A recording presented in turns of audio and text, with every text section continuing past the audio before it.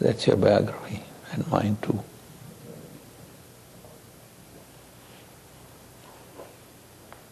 But your head is still buried in the ground and your mouth is still buried in the earth.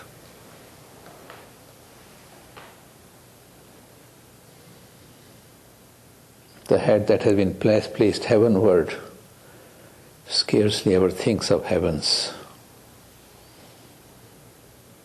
scarcely thinks of your own celestial existence.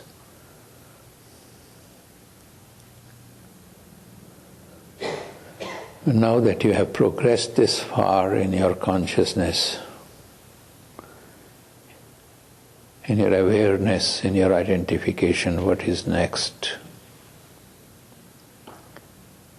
What is the next elevation you might aspire for? That's why you are here. And you ask, why am I here? Why are we here on the earth? Why are we in the world? What's the purpose of my life? The purpose of your life is to seek the next elevation. Do you do that? That your consciousness is at present identified with your present egos. I have thick hair, I am bald. This is your identification.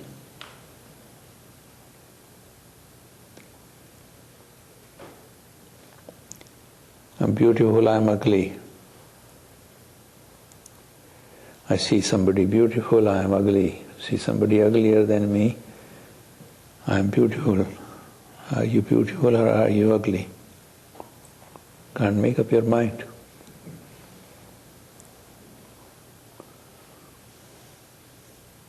Constant shifting identity, constantly shifting identity.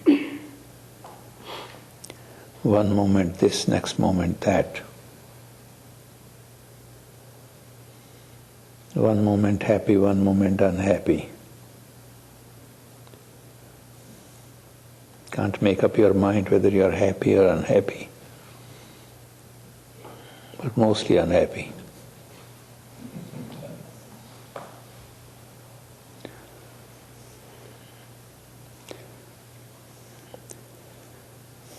Because you are constantly identifying with that which is not you.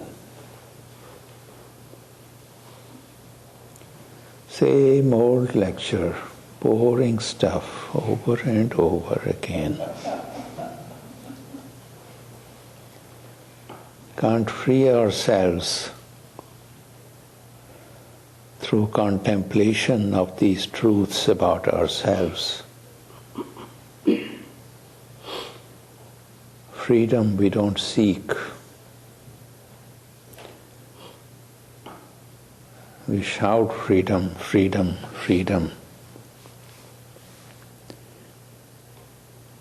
Independence of the mind you do not speak, you do not seek.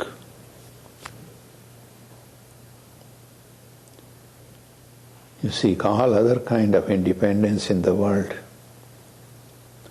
But independence of the mind you do not seek. Your mind is constantly dependent on something else, something else, something else, something over there, over there, over there. Someone over there, someone over there, someone over there. For your happiness and for your unhappiness.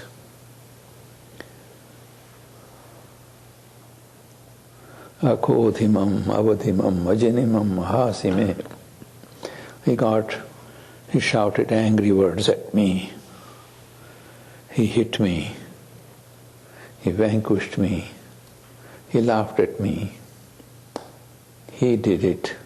What about you? Did you do those?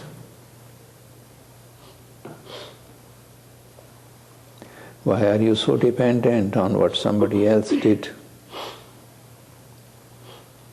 Somebody who cursed, somebody who laughed at you, why are you dependent on him for your state of mind?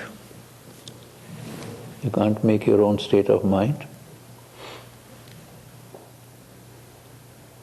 It's your mind. It's not somebody else's mind. It's not his mind.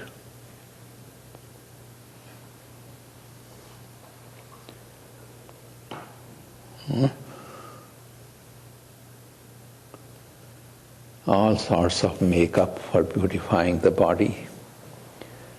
You put that makeup on, you identify with it, and you say, I am beautiful. With the makeup for the mind.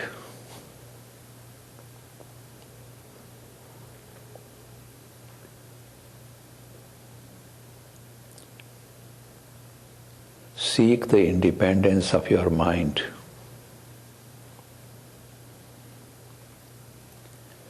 Non-dependence on objects and experiences other than your own being, your own self. Then you will be unselfish. Then you will be selfless. Sounds like a paradox. The paradoxes contain the ultimate truths. Like the banks float and the river stood still.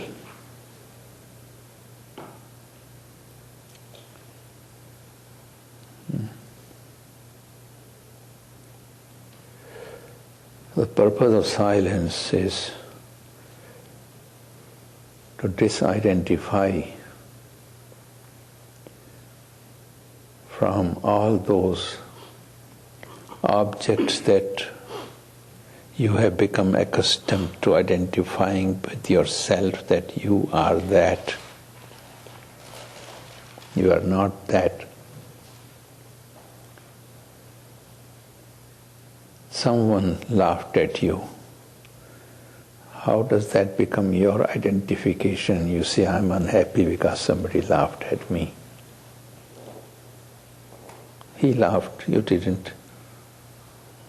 So what do you have to do with it? What's your connection? Why did you take that, identify with it, and make it part of your person? Somebody dropped a dirty object on the ground. You picked it up. You picked it up. You picked it up. And you say, he made me dirty.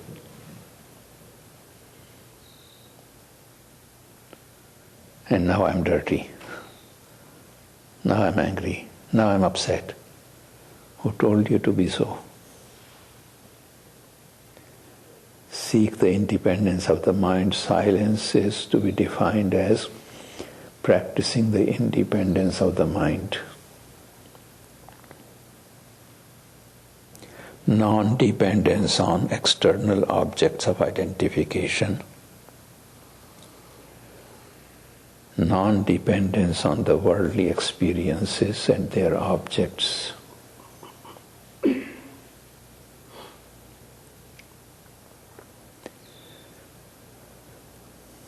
Then wisdom flows naturally. Knowledge is dropped. Wisdom begins.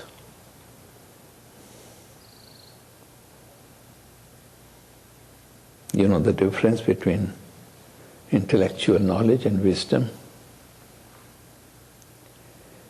Wisdom is that which guides your mind and your life towards that fulfillment which is your next elevation,